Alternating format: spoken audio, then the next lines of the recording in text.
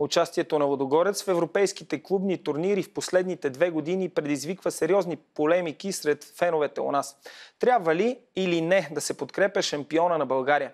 Екипът ни се срещна с привърженици на част от съперниците на Лудогорец, Реал Мадрид и Ливърпул. Повече в репортажа на Иво Тонков. Още са пресни спомените, когато фенове на Левски подкрепиха Лацио при гостуването именно на Лудогорец миналия сезон в Лига Европа. А през 2004-та част от агитката на ЦСКА бе в сектора с привърженици на Ливърпул при визитата на англичаните на Левски. Този сезон темата продължи, като в края на август, когато Лудогорец отстрани Стяла и се класира за групите на Шампионската лига, част от феновете на ЦСКА подкрепиха румънците на стадион Васил Левски.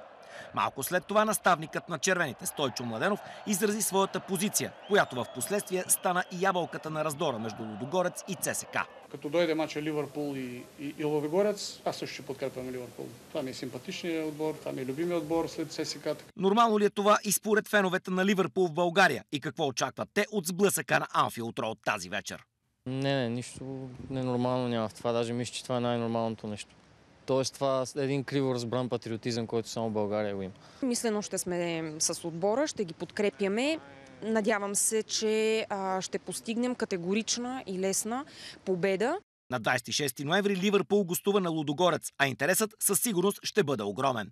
Искам да изкажа своята подкрепа и уважение към Лудогорец. Безкрайно сме им благодарни, че благодарение на тях ще видим любимците си на живо тук в България. На 1 октомври е първият домакински матч на Лудогорец в група Б на Шампионската лига. Той ще бъде срещу настоящия носител на трофея – Реал Мадрид. Българските фенове на кралете се подготвят още от сега за двубоя в София.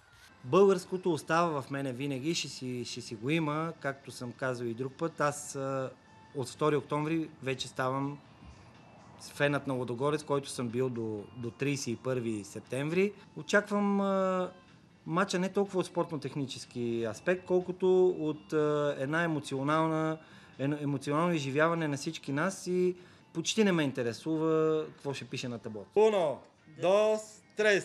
Hala Madrid!